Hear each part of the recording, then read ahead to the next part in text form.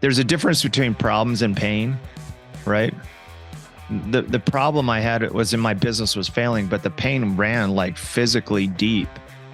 I mean, nothing tasted good. I had this pit in my stomach, and I've had more of these experiences running a business. I mean, you go through this stuff. What's going on, everybody? I'm Chris Naugle, and welcome back to the Money School Podcast, where I am bringing you the goods. When I say the goods, I mean all the knowledge from the best in the industry, and today is no exception.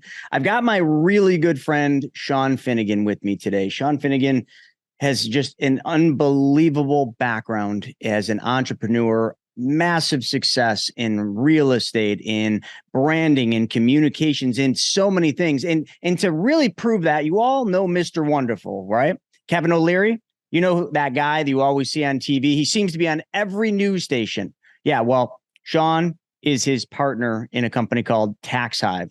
So if that isn't enough for you to put everything down, put your car in park and listen, I don't know what is. Let's get on with it. What's going on, Shawn? Chris, it's so great to see you. And I love watching your shows. I mean, you put out so much great content, and what I love the authenticity. It's real. I mean, I've been following you, as you know, for years. Not only are you an incredible snowboarder, so whenever I go snowboarding with Chris, I just sit back. I'm a skier, so I sit back with my phone and I just film him doing these crazy, even at his age, still bringing it, still sending it, man. And I'm just inspired at all your moves, and just I feel like you're almost cloned or something. Every time I turn around, I see you somewhere else on stages and everything else. And I saw your launch in Sundance, and I'm just a big fan. So thanks for having me, man. Oh, no, what a pleasure and an honor to have you on. You know, sometimes I feel like I'm a clone too. The only problem is, like, the clone isn't working. It's actually me, but it just feel like I'm doing two people's jobs. It's been insane, but yeah, hey, listen, you know, you just keep giving, right? You just keep giving it, and eventually it all comes back. And that's really what's happening here. So, like, I want to just kind of go back in time a little bit with you, Shawn. You know, I know enough about your history, but I've never really heard you talk too much about it.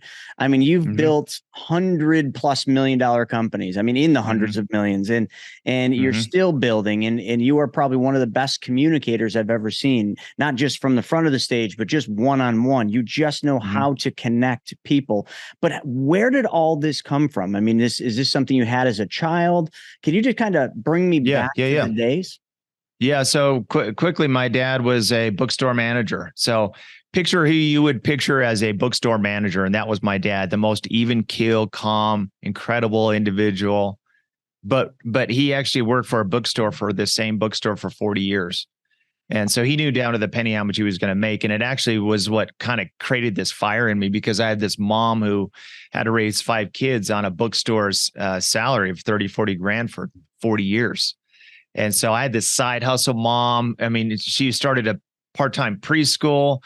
I learned to sell things, you know, so I'd find things for a nickel and sell them for 25 cents. I mean, I wasn't going to go to my parents and ask them for, you know, an allowance or something. So I learned it literally by just going. I would sell on the playgrounds. I would sell candy. I mean, anything else. And I like value those years because it inspired me to be more like my mom and be an entrepreneurial and go start a business. And that's really where my early roots came from. So I have that invaluable experience of going through the struggle of being raised in a family like that. And I learned so much and benefited from it. It's kind of funny. It brings me back to when I was a child. You know, just being a little older, you know, we actually spent a lot of time in bookstores. My mom would always bring me into bookstores. And there's something unique about a bookstore, not just how calm and even keeled the people that work at bookstores are, because it's quiet, but there's a smell. Is it just me that recognizes that smell? You walk into a library, it's got such a unique smell. Any bookstore you walk into, it's just a unique smell. One I've never smelled any other place. Is that just me, or is that a real No, thing? It's me too. I think you got the smell of paper, and then maybe some glue and the binding smell or whatever that is, but it is very unique for sure. Oh, it makes for good memories. But so that was your upbringing, and were you always in Utah? Yeah, so I've lived here and then Arizona as well, and I really ventured out to start my first business in 2009. And I mean, I love another thing I love about you is like whenever I'm getting uncertain about the economy and what's going on, I always hit you up, as you know. It's like we need to go skiing or something because I need your vision because you've had so much history. These recessions we've been through, the whole series of events that are happening now. And you talk about that and you're like warning people. So you and I know very well, I started my first business in 2009 and it was kind of probably could have been one of the worst times to start a business, but I wanted to venture out. That was kind of my first stake at it back then. So that you start like the Great Recession hits, one of the biggest financial disasters, outside of the Great Depression. And then you just are like, you know what? I'm going to just start a business. You're like, what was the thought process behind that? Like kind of out of necessity, So I was actually out of work. I didn't have a job and I had a non-compete that I wouldn't go to work anywhere so literally for months of my life, I'd go to the gym, play Xbox, and it wasn't a comfortable time because I didn't have any savings hardly. So it was a kind of more of a miserable time. So out of necessity, I'm like, I've got to go strike out and I got to go do something when I can. So 2009, it was the most awkward meetings with me and 3 other people sitting in a sandwich shop, literally in a booth. And we would sit down with our computers and start planning out how we were going to make an impact on the world and start a business. And we didn't even have an office or anything. So we're just sitting there brainstorming ideas in that environment. It's kind of like so many entrepreneurs, it's on the back of a napkin because you're at dinner, you're at lunch, you're just thinking of things as how can I do this and how can I go make an impact? So that was me in 2009. And I actually created this plan. According to the plan, I was going to make millions of dollars. I mean, I could have showed you a spreadsheet back then. It was like, this spreadsheet is so beautiful. It says here that I'm going to be a multimillionaire and I have it all planned out. I have my projections. I'm ready. So that was my first piece, is actually creating this plan. And then the second piece is I started hiring some people that were good people I knew in marketing and sales operations. And then the third piece was to go raise money. So for the first time in my life, I had to go pre-revenue and go raise money from investors. And so I actually met with 23 investors. And it's a difficult conversation where you're like, hey, I know I don't have any revenue, but give me $250,000 towards this business and have faith and confidence in me. And I did that 23 times and I raised 1.5 million. But hold on, Shawn. There's one thing I got to bring back into the centerfold here. This is 2009. You're doing this? Yeah, right. You raised 1.5 on a company, a napkin company with a spreadsheet pro forma. And you did that after the biggest fallout in the financial world since the Great Depression. Wow. Yeah. It was so truth be told, I probably met with 60 people to get the 23. And I just love that you take action and you just go for it, right? You have to go.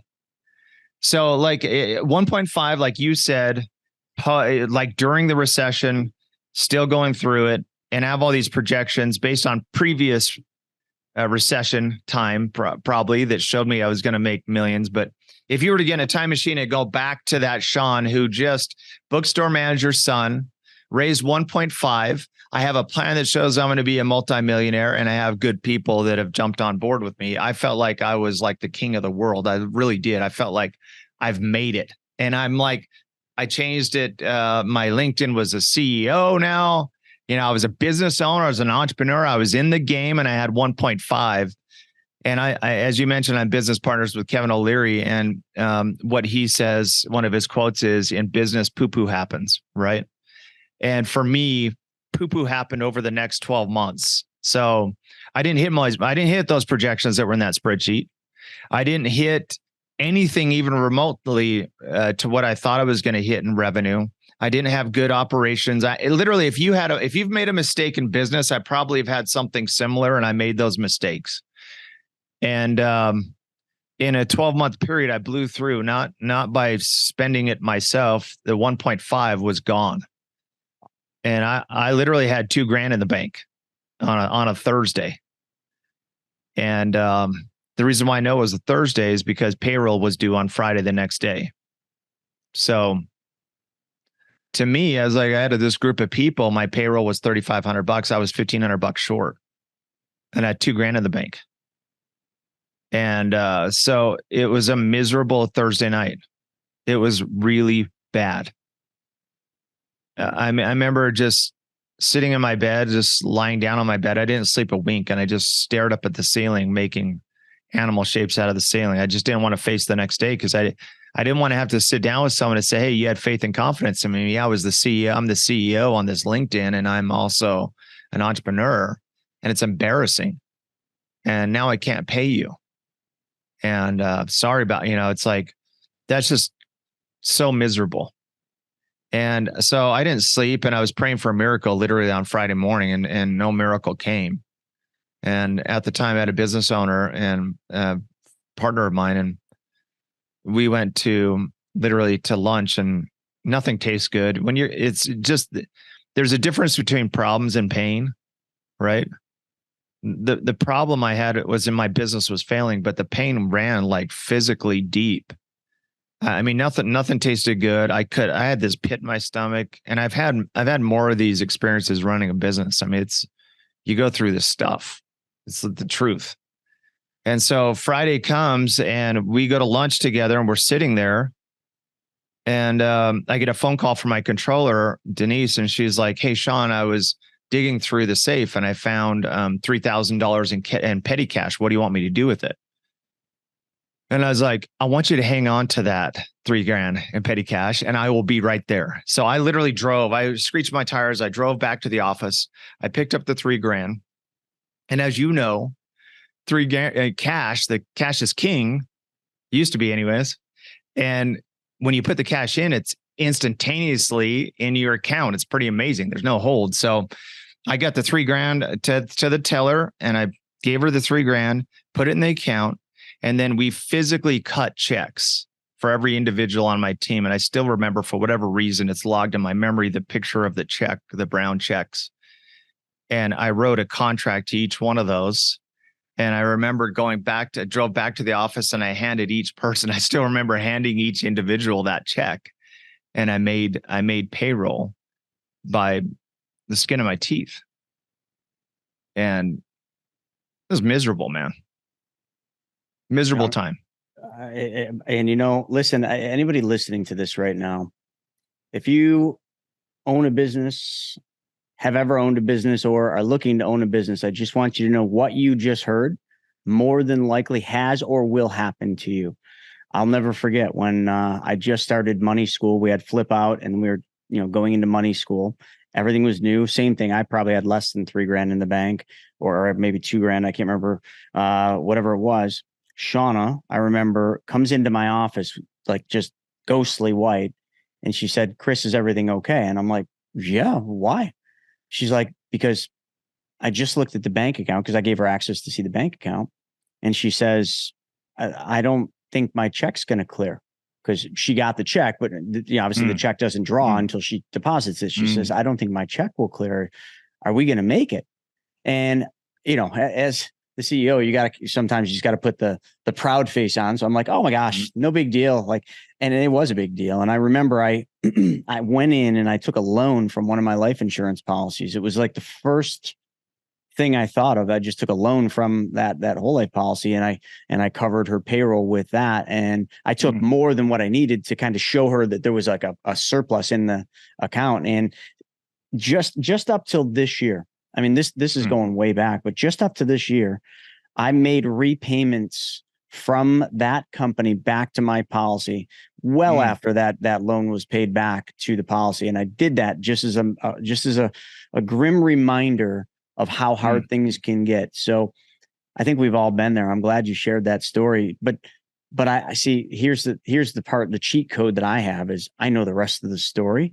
Right. So how did you go from barely making payroll, petty cash saves the day, to building a multi-$100 million empire? Yeah. So I believe that the greatest motivator is actually pain and not success, personally. And So that pain drove me to make some real decisions and make some hard moves. One is I love good salespeople. If you get a good sales, Shawn is awesome. I love your whole team, but you've done it. You've attracted an incredible team, but I didn't have a good team of salespeople at the time. And I knew some friends that were salespeople, and I called them up on Friday. That Friday, after I gave the checks out, I called up some of my friends. I was like, hey, I have all these leads and great people to talk to, but no one to call them. Would you mind coming in and selling for me? And they're like, yeah, I'll help you out like in a couple of weeks, 3 weeks. And I was like, no, can you come on Monday? And I convinced 4 people to come in literally Monday after their work and sell for me. And that week we had $4,000 in sales, which meant I meant another week of payroll, right? So that's number one. So I think good salespeople. There's bad operations people too. There's great operations people. There's great in everything, but good salespeople are worth their weight in gold. I think they get a bad rap, and they give the customer an incredible experience. So that was number one. I love sales professionals that bring in revenue. And then number two is I said, I've failed and I have to admit that failure on my own. And I can't do it by myself. It's not, I've already proven the fact that I cannot do it without relationships. And so number two was I made a decision then and there that I would get out of my lane. I was knee deep in crocodiles trying to run a business, and my head was down, and I didn't even spend time with friends or any type of networking. And I said, I have to do that. If I can do that and bring on really smart partners in our business, they're going to bring in their relationships and I can make this thing work. And to me, the second thing is what made me go on the run. I was actually able to pay off those initial investors plus interest back and go on this run. But it was only because of the relationships I brought in. It was not like my talent. It was really, I brought in incredible people around me, and they had incredible relationships. And that was what really did it for us. So that's why I have a deep, deep passion for scaling businesses through relationships. Well, that's very important thing. And, I know sometimes, like online, because I got a big social presence, people are always like, oh my God, you're amazing. Oh my God. What you guys, what you do, they always say what you do, because it's just my face, but really I'm nothing without my team. None of what I've created, kind of like what you just said, exists without the team and the relationships with that team. And, I sometimes I'll tell people what my top people make. And they're just like, oh my God, that's insane. You're paying them too much. I'm like, yeah, my top guy makes more money than I do on a take-home basis. And they're just like, why would you allow that? I'm like, what do you mean? Why would I allow that? Why wouldn't I want every one of my people doing that? Because you have to want people to succeed. You have to give them the path and give them the culture to succeed. And the only way you do that is, like you said, relationships, and understanding that sometimes as the CEO, you just need to get the heck out of the way. And I still struggle with this, Shawn. You know this. I don't so much struggle with getting out of the way. I just struggle with, I don't even know what they call this. I get out of the way, and then I just go and create another mess. And then I get out of the way of that. I put somebody there, and then I go create. I don't know how not to create. And then I get some free time, and I start thinking things are bad. I start thinking something's wrong because I got a little free time. And then I go and I create a new division, and I'm like, oh my God. And then I'm buried. I almost feel like I have a sickness. I truly. We all do that. I think everyone shares that sickness. That's an entrepreneur. You have shiny objects, that come up, and you're like, wow, this is an incredible opportunity. Right? I've got to go after that. We've all fallen prey to that one, right? All of us. Your real estate business lives and dies by the network and the connections that you make. I mean, after all, your network, well, it's your net worth. That's what you always heard, right? If that's an area where you desire improvement, well, Private Money Club, it's for you. PMC saves you precious time and money by bringing the real estate world, well, right to you, right in the palm of your hand. So get in on the action like so many others have by going to privatemoneyclub.com and sign up. So I know, to me, it's, again, goes back to relationships. If there is something else you want to do, there's a great book called Who Not How. Yes.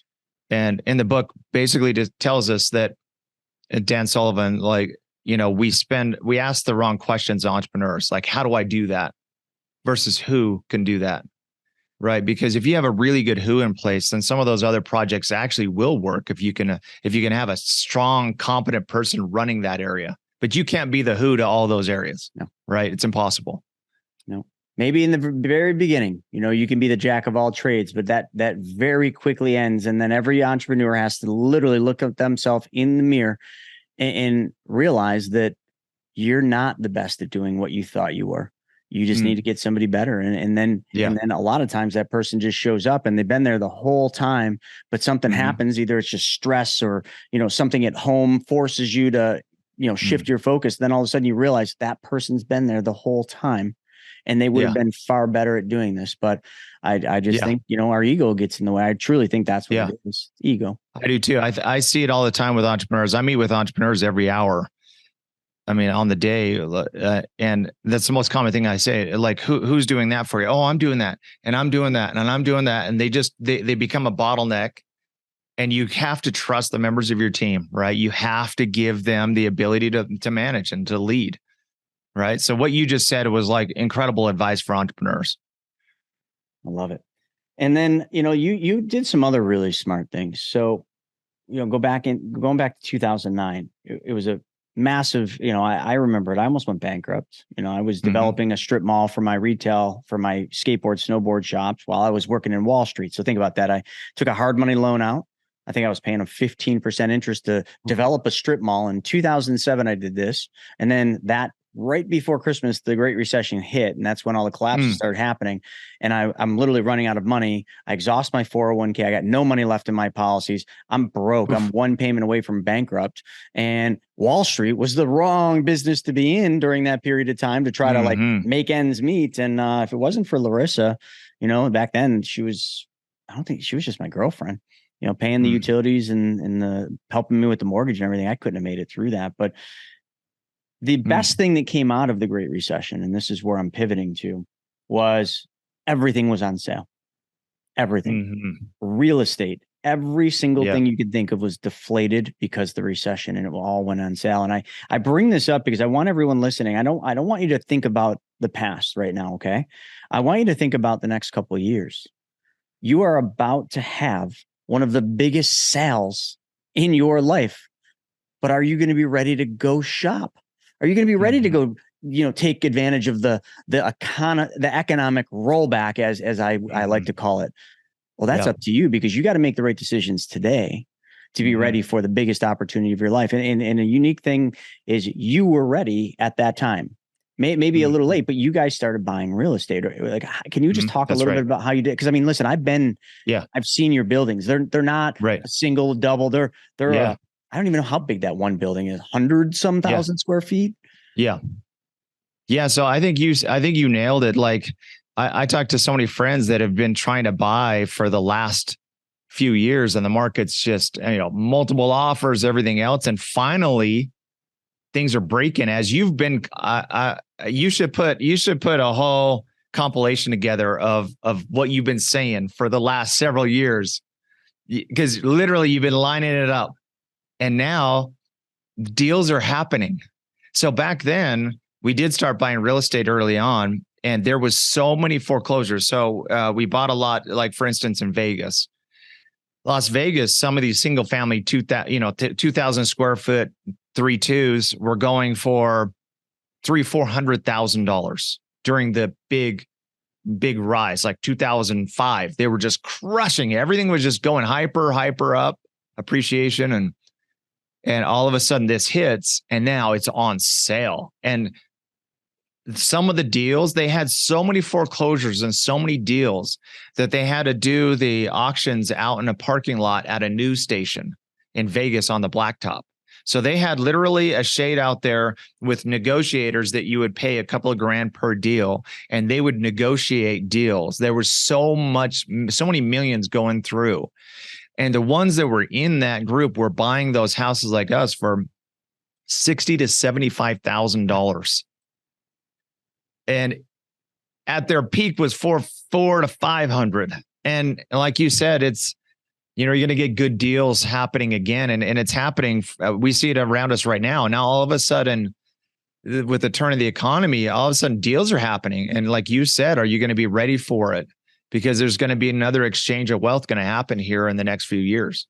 Yeah. There's going to be a massive dip in the stock market, a massive dip in real estate in pockets in the US, maybe all of the US, but we'll just call it the highly appreciated pockets, which you're right in the midst of that. I mean, and then not only that, this is all going to give way, to what will be probably kind of like how COVID, created a lot of people to retire, the start of the gray tsunami or the great wealth transfer, as some people would call it. And in this next recession will be the trigger that will basically push a lot of people out of the workforce, which will then push a lot of, I hate to say that this is what happens, but when people stop working, they lose their purpose. They're used to the job they've been at for X amount of years. They stop. They just think that they're just going to retire and then they die. It's a fact. I mean, you ask any life insurance actuary, what happens when people stop working and don't have a purpose? They unfortunately don't make it long, and that will trigger the great wealth transfer. And now they're going to have all this new money transferring to the next generation. And the thing is, I just don't think this generation is ready for it, Shawn. I have serious doubts that this generation is ready to handle that big of a wealth transfer. And you hope that you have a certain percentage of the people that watch and have seen the messaging that you've done over the last few years. You hope a percentage of those start like really waking up and saying, okay, now is the time. I've seen other economists calling this for a while. Can I go do it? Because there'd be nothing better than, they saw what you talked about, and then they go out and they make it happen. Like in this opportunity, you can look at this recession we're in right now as either an opportunity or like an absolute spiral, like you said. Yeah. It's really their choice. And I want to pivot a little bit now. We mentioned Kevin O'Leary, earlier, and I think every single person listening to this knows that name. I can't imagine Kevin O'Leary is an easy guy to get interested in a business, unless you're on Shark Tank and it's all for show, which I know that's not how it happened with TaxHide, right. But I can't. Yep. How did you pitch? How did you pitch him, Mr. Wonderful? Yeah.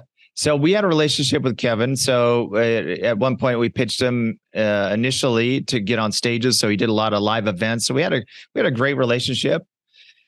And we had this idea for solving a tax problem for business owners, because entrepreneurs like us all, if we think about our daily operations, it doesn't include taxes generally.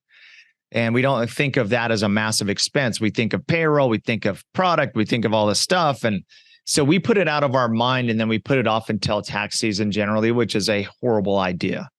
Like I have a friend that just paid a massive tax bill 2 weeks ago. His stack of deductions were tiny, and he could have qualified for many more had he just spent a little bit of proactive time actually managing it. So we knew that there was this massive problem for business owners, especially smaller business owners, that don't take the time to do it. And so we wanted to go out and solve that. Generally, entrepreneurship starts with a problem you want to solve. And that was our problem. We were going after our mission. And so we messaged him and said, hey, we want to come and present to you a business. And he didn't know what business it was.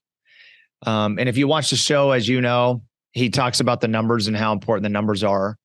And so we all prepared, because we're like, we're not going to get called out on the carpet. If he hits us with numbers, we're going to know the numbers. So he said, hey, I'm going to be in Arizona. So hey, come down to Arizona. So we had prepared hours and hours, because a lot's riding on it. I believe in partnering with great brands.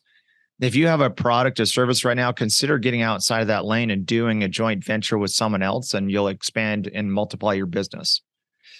So this was a lot's riding on it. We have great people here. We have a great staff. It's like, hey, can we get him to do it? He sees millions of viewers every single week. What if we put his face on our marketing, and what would we get in a multiple? It would make a big impact. So a lot's riding on it. You got all this pressure, and the numbers are so important. So we memorize all the numbers, and we sit down to dinner, and we stand up and we launch into our pitch, and we start going through it and the problems we want to solve. We're going to do tax plans for people, tax filings. We're going to do bookkeeping.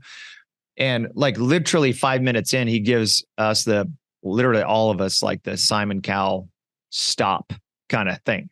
Like, hey, just stop talking. Like on the show, sometimes they'll stop entrepreneurs. It felt like that. So then I remember just like my heart sank, and I was like, well, that didn't happen. This is a total miss. Maybe he's already got something. All these doubts kick in, and you look over at the other guys, and they're like looking at you, and you're like sitting there. And he said, "Hey, I'm in. I'm in on this thing." And it's because he'd been preaching this to business owners, that this is a massive way that you're leaking money in your business for so long. And now he had an opportunity to partner with a great company to do this. He's like, let's make this happen.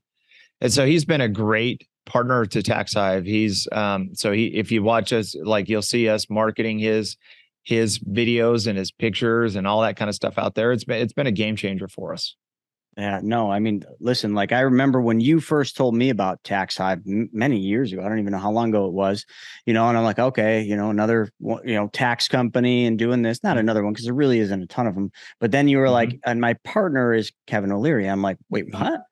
Like, Kevin O'Leary, like that Kevin O'Leary, like the dude on Shark Tank? Because, hey, I watch it.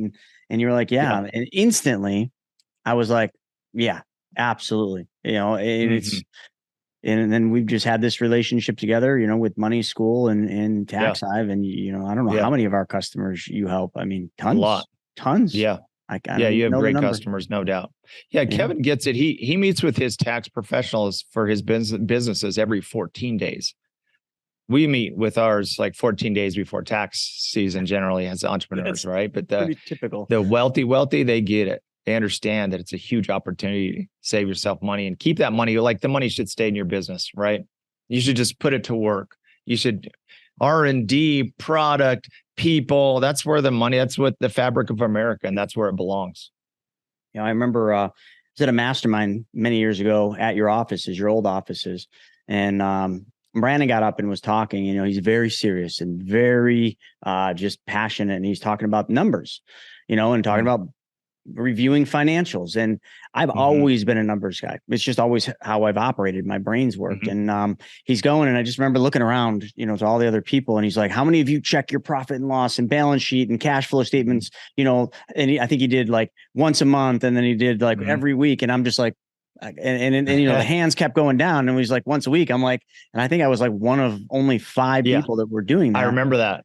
And I've never told Brandon this, but now every single week on Tuesdays, we have a call, me, Shauna, and my bookkeeper. And sometimes we bring my wife in, and we go through all our companies. Awesome. We go through every financial statement.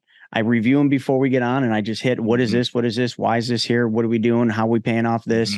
And, we operate businesses, which is kind of unique in today's world, but all of my businesses, with the exception of Private Money Club, which is a startup, operate with zero debt. No debt at all. Amazing. No debt. And I think it's because of what you put in place and really reviewing the numbers. And like you said, that's a perfect case and example that they're all entrepreneurs in that room, and some of them doing really significant volume in that room on their top line revenue. And you're the only one that raises the hand out of the whole group that actually looks at that stuff every week, and you have zero debt in those businesses. I mean, there's a reason why. You can't improve what you don't measure, right? But it's never left me when I heard Brandon talking about that and how important it was, and how he reviews them, and how he like goes deep into them. And literally, like, from that moment on, I mean, I always looked at all my reports, but like now I deep dive in with them, with the bookkeeper. And now we do strategic planning 4 times a year, to plan and to check our projections against prior. I mean, listen, I got way more important things, way more revenue generating things I could be doing than spending time doing projections and double checking numbers and reviewing it. But if you don't, you're literally driving your car, looking in the rear view mirror. You literally don't know where you're going. And eventually you're going to hit a tree, another car, or a wall. Like, just look out the front window. And that's what financials do. They give you the front window. Yeah. I mean, it's like driving with a blindfold. You don't know what the controls look like. Yeah, I'm a big believer. I mean, the model, like you said, and what Brandon talked about is, we have projections out literally for the year. And then we have actuals. So our meeting, like you mentioned, is like, hey, how did we actually do last week compared to what we projected? And what's the variance and why? And a lot of business owners will just look at previous performance and not actually focus on, hey, let's look at the month of July. Why do we tank so bad in our numbers and our performance in July? What's going on there, and figuring it out and being much more proactive on the approach. than just like, oh, I mean, how did we get burned this last week? We've all had that too as an entrepreneur. It's like, oh man, what happened last week? We got destroyed, and what happened? And it's mainly because a lot of people live in this 1 week world versus like months and 6 months, and you do it quarterly, and like getting that vision out better is going to help you project and bring it in and make the right decisions for your business. And I think another thing too that I want to talk about to the audience, because we're talking about tax hive and bookkeeping and the importance of all this. And I know most businesses that is probably the least important thing in their day is worried about their books and their accounting and QuickBooks and all that, which is exactly why any of you listening to this right now, it's why you should be working with someone like Tax Hive, so that if you can't, somebody else is, and all you do is review your numbers consistently throughout the year, not 4 weeks before taxes are due when it's too late to make changes and you're like crap and you're stressed. I literally, and here's where I'm going with this. Some of you are listening and you're starting a business. Maybe you've got a startup that's the first year, 2 years, and you're like, I'm too small to really worry about looking at financials. Stop. My company, which is a baby private money club, it's an infant that just started crawling. Every week, we look at weekly financials. So remember I said monthly, every week we look at the financials for my other companies, but those are monthly financials. PMC, I review weekly financials, weekly cash flows. Why? Because it's a startup. Because I need to be nimble and fast like a speedboat. That boat can turn so fast that you've got to get down to the weeklies. Yes, is it a lot of time and energy? Is sometimes looking at it every week monotonous? Yeah, sometimes you're just like, why do I even do this? But you know what? Then you have that one weird week where there's a spike or a fall. And like you said, then you're on it before it turns into a real problem where you're looking at your bank account and you're looking at payroll and you're like, oh, crap. So folks, listen, like, you know, when you're running a business and I say business, I don't mean any size business, small, like just you, maybe one employee, maybe it's just you and your assistant, which is your mom. Like, it doesn't matter. Get on top of the bookkeeping game and the tax game now. It will serve you so well later.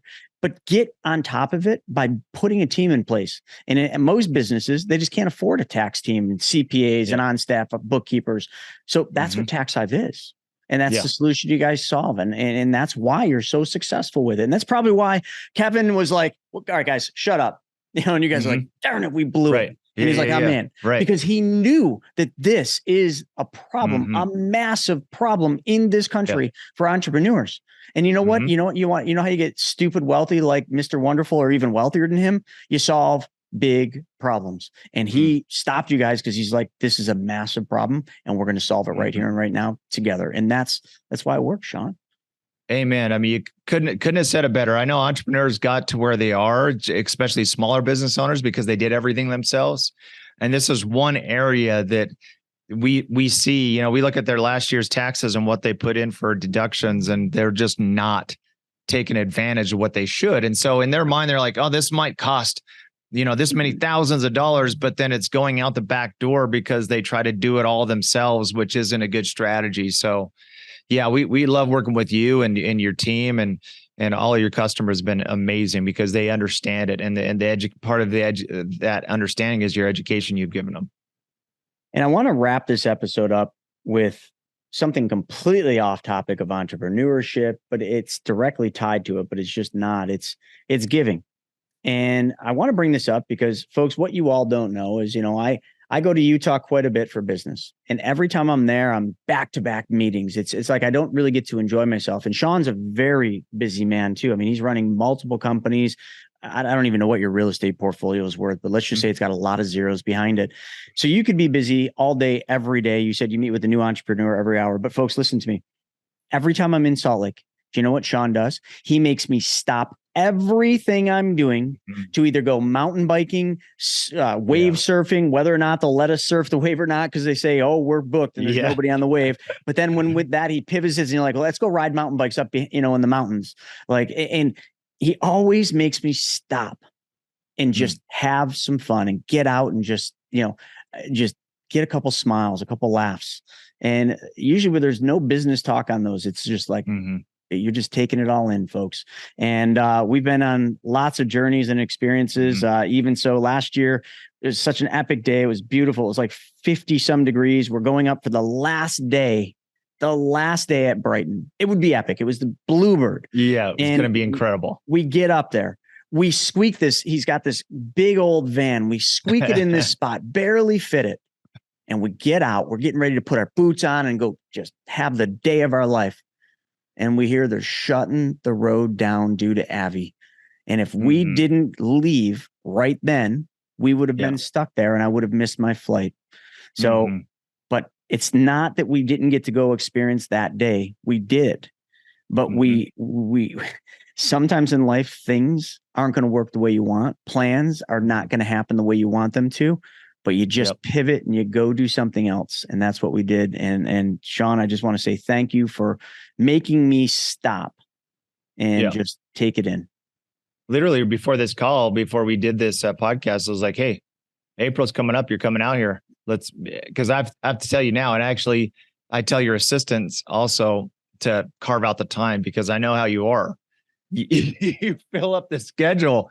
I'm like, we got to have, and I think it's actually a great strategy in business because especially during COVID, we got in the habit of doing these Zooms every hour, right? But if you can actually get out of that mode and go and meet with some of your best customers or your best partners in person, and you go up on the lifts and have these conversations about your family and God and all of that stuff is how you build deeper relationships, and it actually brings you in better business. So that's the invitation for entrepreneurs is get outside of that time in front of that computer and go meet with people in person.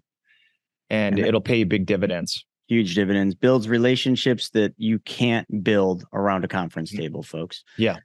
Well, Shawn, this has been awesome. I appreciate your time. How would anyone listening to this, how would they learn more about TaxHive? How would they get on a phone with, somebody on your team or you to learn more about how TaxHive can solve their problems? Yeah. So TaxHive, we really packed it with a lot of content. So even if you don't engage with TaxHive is going to provide you a ton of value, great videos, great training. So go to taxhive.com. And then we actually we'll post a link together that we've got a special offer for the listeners and the watchers of the podcast that gives you a free blueprint. And the blueprint's absolutely free. You click on it, fill out 17 questions, and it will spit you out a report that will help you show certain areas you can start saving now in. So we'll make sure we get that link to you. Yeah, people love that blueprint. So folks, we'll make sure that link is in the description. So if you skipped by the description and just hit play, after we're done here in just a moment, go back and click that, do those 17 questions, get yourself the blueprint and save yourself some money. But better and more importantly, stop giving the government all your money when they tell you in the tax code, you're only required to pay your fair share. With that being said, Shawn, thanks for your time. And everybody else, thank you for joining us for this episode. And we will see you on the next one. Till then,